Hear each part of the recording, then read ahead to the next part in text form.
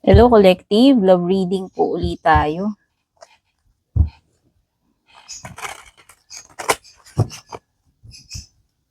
Hello there, ako nga pala si Purple Teen. Ako rin po si Teen Arcana. Thank you so much sa pagbisita dito sa page or channel ko para manood ng reading ko. Thank you sa support, pagsubaybay bago man po kayo dito or matagal.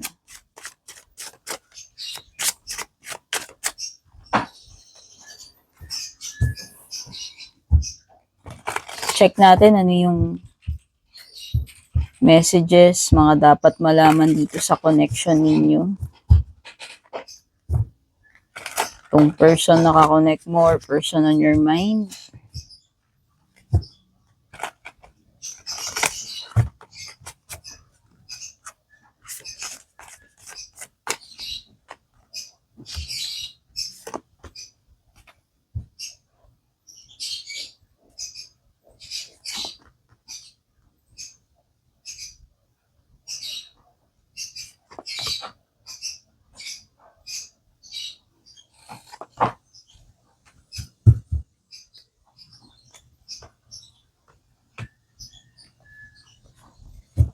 So, yung mga unang oracle cards mo, you're my obsession, you deserve better, back and forth, you always come back.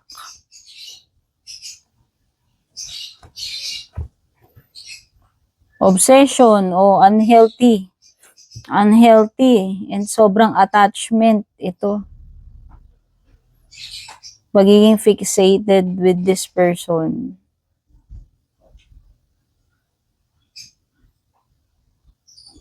Kaya lang alam mo, this is a person na parang hindi mo deserve yung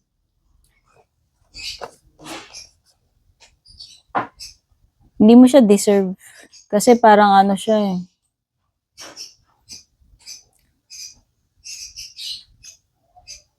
Pabago-bago. Hot and cold, back and forth yung energy sa inyong dalawa. Baka ikaw kasi to. Baka ikaw yung sinasabi ng card dito na mayroon kang unhealthy attachment dito sa person na ito. Kaya lang hindi mo siya deserve kasi nga siya ay on-off, hot, cold, back and forth energy. And ang binibigay lang niya sa'yo is palagi kang nabibitin dito sa person na to. Sa yun sa nafe-feel ko. Palagi kang nangangapa, palagi kang maraming tanong sa isip mo. And nagbibigay siya sa'yo actually ng anxiety. Kaya nga to the point na parang nagkakaroon ka ng obsession or unhealthy attachment. Kasi nga, palaging kulang eh. Palaging kulang yung attention niya, palaging kulang sa communication, palaging malabo yung malabo yung binibigay niya sa iyo na energy, kaya ang dami mong question mark. Ano to, you always come back, false hope, door left open, familiar pain.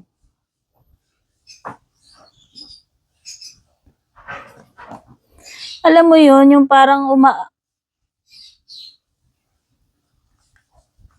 yung person, di ba sinabi ko, naalala mo yan, sabi ng intuition ko, nabibitin. Palagi kang nabibitin dito sa person na to. Palagi ka niya kasing pinaghihintay din. Hindi ka naman, si hintay ka ng hintay. Kaya nga itong card na to, nire-remind ko.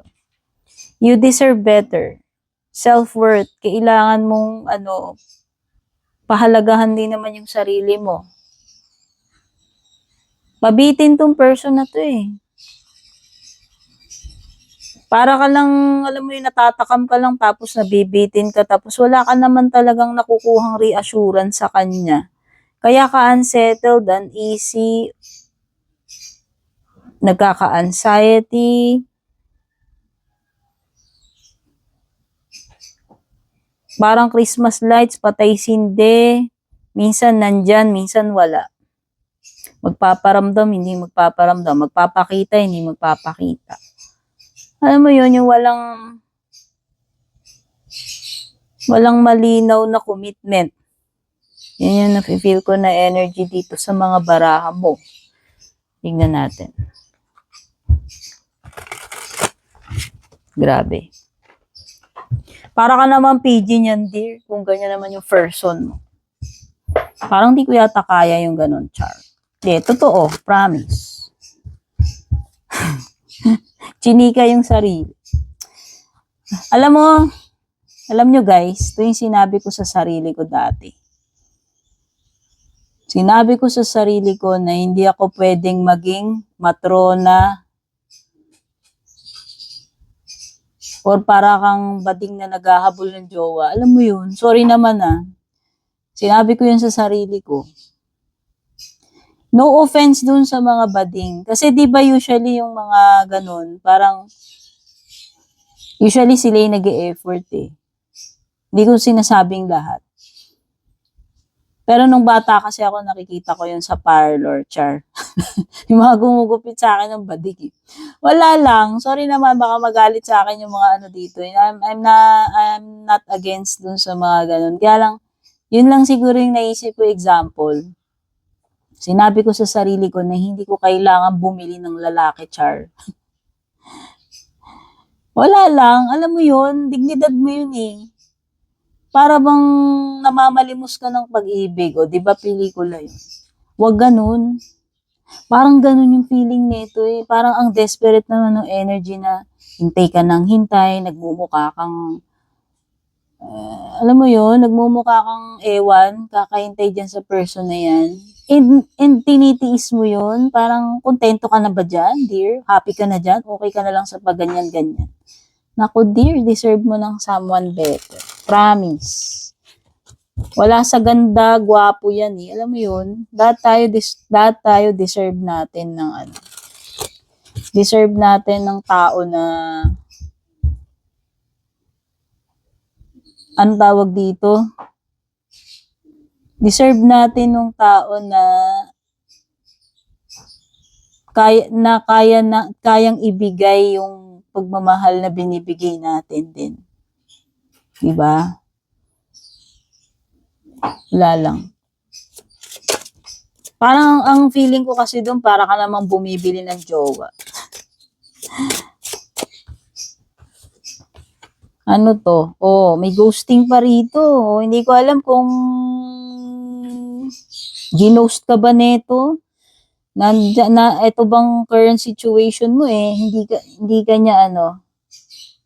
niya kinakausap o bigla na lang nag-missing in action. Ayan, pero babalik na naman to, o, 'di ba? You always come back. Ang gulo eh. Alam mo 'yun, yung nakakaloka naman 'yun, mawawala susulpot. 'Di ba? Wala lang. May mga tao na dahil desperate sila at iniisip nila, hindi na ako makakakita ng hindi na ako makakakita ng jowa. No! Tinalo mo pa yung ipapagawan kita ng monumento mo. Sobrang martir mo. Ano to, may devil card dito. Toxic talaga to. One-sided yung nafe-feel ko. Tapos lalo, alam mo yun, tindi ng attachment mo, tindi ng fixation mo dito sa person mo na kahit ganyan lang yung treatment niya sa'yo, nag-i-stay ka dyan. Eh, hindi mo naman deserve. Diba?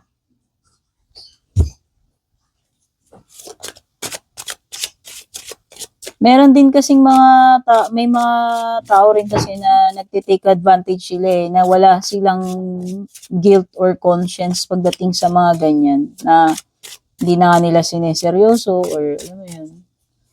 Pero kinikip pa rin nila. Meron kasing mga ganyan. Kasi meron din naman alam mo yun, may nagpapakamartir din naman kasi. Kung wala namang magpapaalipin, hindi ka naman aaalipinin, di ba? Minsan ikaw lang din yung nag-aalipin sa sarili mo, devil card. Matinding attachment yan, ito, obsession, attachment, lumilitaw na baraha. Oh, may nakabold pa pala rito, bawal. So, tatakpan ko na lang to, i-edit ko. Ayan, mag-i-edit pa tuloy ako. Ayoko kasi guys, drawingan yung baraha ko, binibili ko yan. Kainis. Ayoko sirain yung artwork. Wala lang. Bawal kasi dun sa whitey yung may mga walang suot.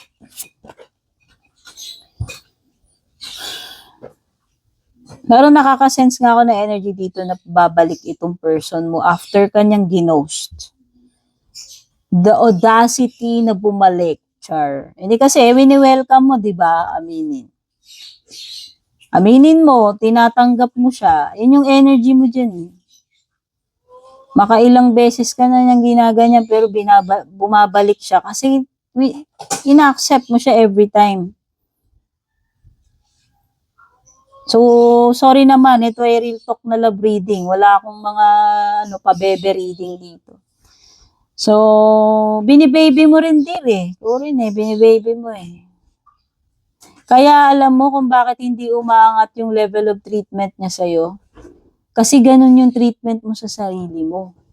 Kailan ka magigising dito sa devil card energy? Ikaw, alam mo ba na ikaw ang magpapalaya sa sarili mo dito sa devil card? Hindi masikip ang kadena sa leeg netong dalawang tao rito. Maluwag, anytime pwede silang umalis. Yun yung ibig sabihin ng symbolism nito. Kaya nga yung freedom mo, ikaw rin na magbibigay niyan eh.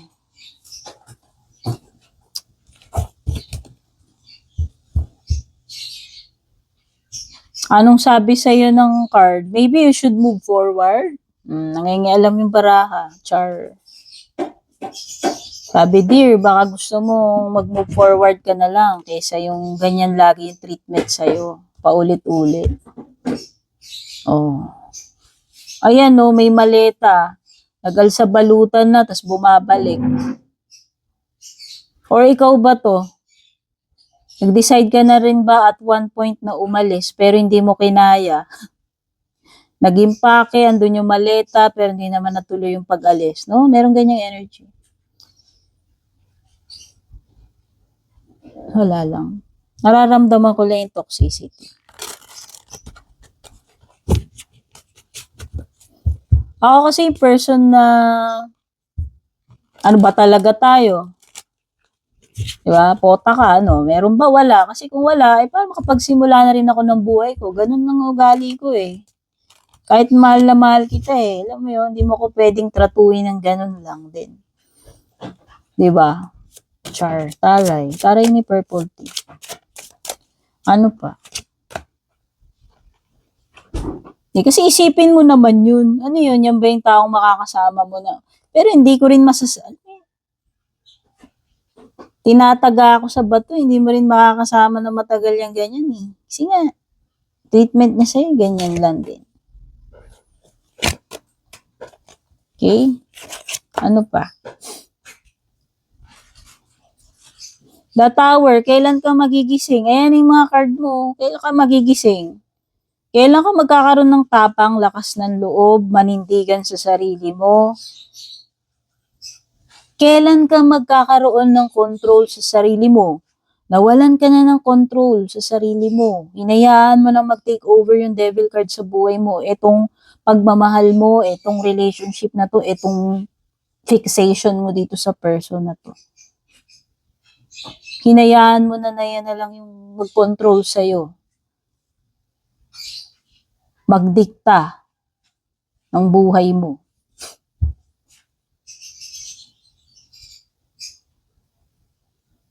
Hindi na love yan. Pagka ganyan, hindi na love yan. It's obsession. Yun nga yung lumilito. You're my obsession. Oh, yung mga ayaw ng nare-real talk dito, huwag na kayo manood na. At kung hindi naman kayo nakaka-relate, huwag nyo na rin ipilit. Common sense.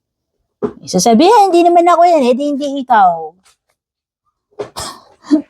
Kulit mo eh. Ikaw lang ba nanonood, Char?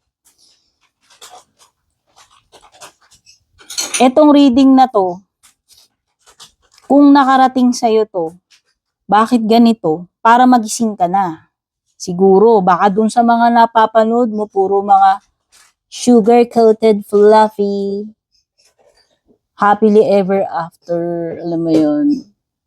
Minsan may ganon, pero hindi lahat ng love story ganon.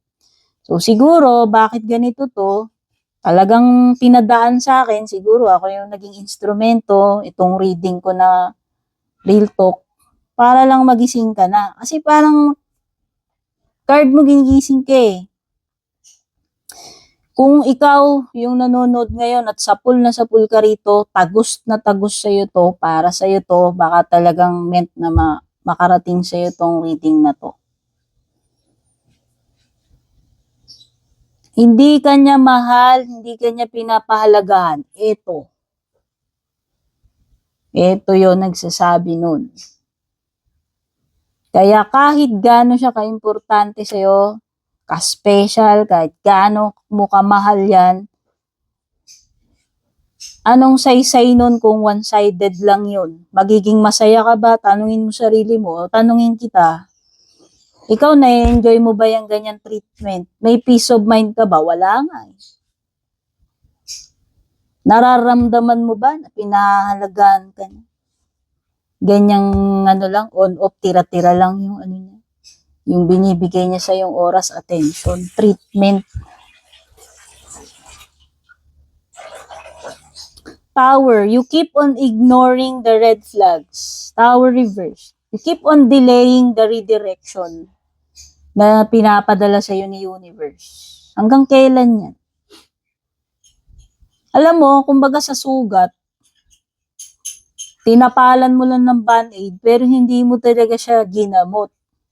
Yung problema nandun pa rin. Nakatakip lang yung band-aid. Dumudugo pa rin, may sugat pa rin. Kumbaga hindi na-solve yung problem. Wake up call lang talaga eh. Yun lang yung kailangan mo eh. Kailan ka gigising eh. Pwede kasing aware ka eh. Kaya lang pwedeng in denial ka. Kasi nga fixated ka dito. Sobrang attached mo. Nagkaroon na ng codependency. Pero actually, andyan yung mga red flags. Ang daming red flags. Hanggang kailan? Yun yung tanong sa'yo. Hanggang kailan? Ikaw naman ang magde-decide yan, di ba? Yan, no? Emperor, Devil card. Ikaw magde-decide. Ikaw bahala eh. Kailan mo palalayain yung sarili mo sa ganito eh. Okay?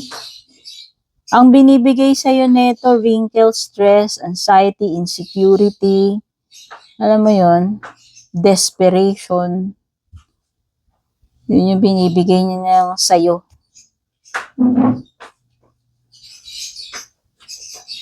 Ano pa? Ayan no, judgment card. Maybe talagang kailangan mo na talaga magising. Ano mo, puro ano pampagising? Puro pampagising bara mo. O kasi baka sasabihin mo, kasi gusto ko malaman eh, kung one last time eh. Ito nga eh, wala nga eh. Wala nga ako na-detect na malalim na feelings. Wala nga ako na-detect na pagpapahalaga.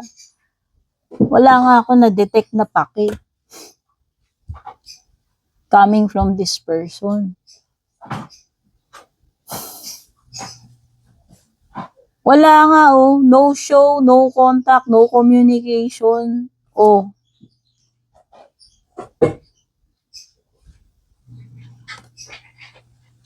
Nakakahiya pa kasi parang meron ditong, ewan ko, mga tao na pinag-uusapan ka pa. Dahil lang dito, alam mo yun, yung tignan mo na lang yung pros and cons eh. Yung mga side effects eh. Alam mo yun? Wala lang.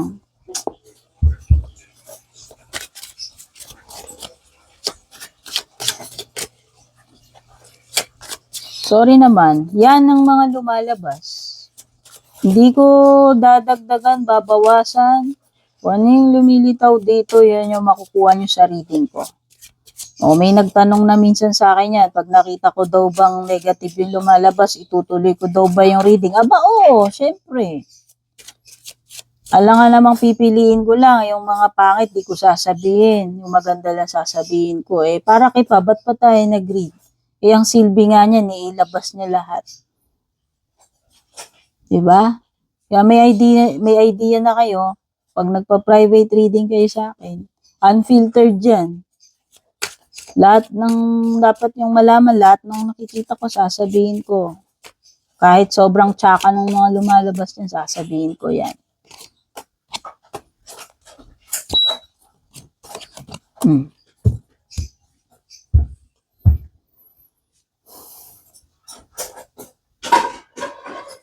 Wala. Eto ka, stuck hanggang kailan mo gusto.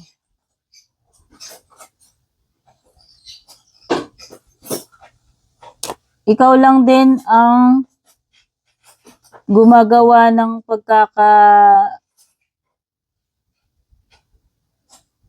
pagkaka-imprison mo sa ganitong situation. Maliwanag yan with the devil card. Tsaka eto.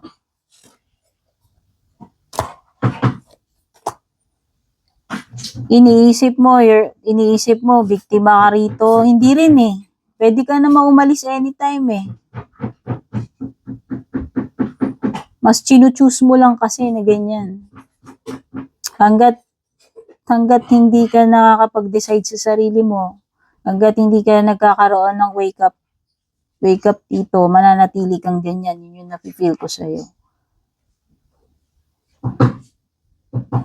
Bakit ka magsesettle sa ganito kung merong someone better na nakalaan sa'yo? Nade-delay mo lang yung opportunity mo na yun dahil you keep on ignoring yung mga red flags. You keep on delaying the tower. Na yun na nga yung nagbibigay ng ending or redirection sa buhay mo. Papunta doon sa path ng person na deserve mo. So, dinidelay mo lang. Pinoprocrastinate mo lang ng pinoprocrastinate. But eventually, matatower pa rin yun in the end. No? Ito yun. Okay?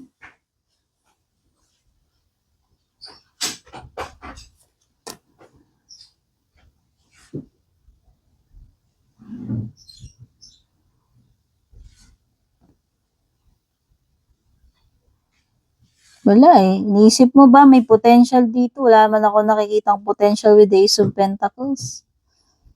Possible na nag-invest ka dito sa person na to ng pagmamahal mo, ng time mo, ng panahon. Pero hindi naman niya yun maibabalik sa'yo. Alam mo yun? Hindi nga niya ma-equal. One-sided nga kasi. Okay? Hindi ko lang alam kung may third party pa rito, parang may lumilitaw. Pwedeng may energy dito ng mas bata. O hindi mo nga alam kung baka may jowa pa na iba, may kakonek yan. O pinalitan ka ng mas bata. Or hindi ko alam kung sining mas bata dito sa inyo.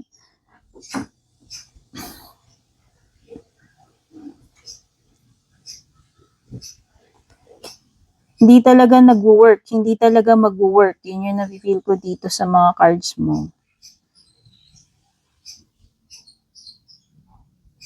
Okay? Oh, this is something na hindi siya hindi na mag-e-evolve tong connection ninyo eh. This is something na I think hindi ito maglalast or hindi na to mag-grow pa. Yun lang yung nafe-feel ko. May mga bagay dito na hindi na talaga mag-work or hindi na nag-work nung umpisa pa lang. Okay, mga signs na lumilitaw dito.